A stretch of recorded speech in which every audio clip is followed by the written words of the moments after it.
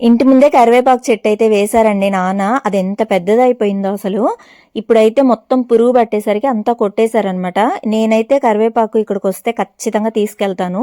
And మా అత్తయ్య గారు వాళ్ళ ఇంట్లో కూడా సేమ్ దీని మొలకే వేసామన్నమాట.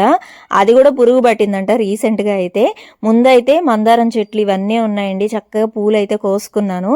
ఇవన్నీ ఏంటంటే ఆయిల్ ప్రిపరేషన్కి వీటికి హెల్ప్ అవుతాయి. షాంపూ లాగా కూడా చేసి పాప తలకైతే పెడతాను. కమింగ్ వీడియోస్లో అయితే చూపిస్తానండి. ఇంకా 2-3 కమెంట్స్ వచ్చాయండి.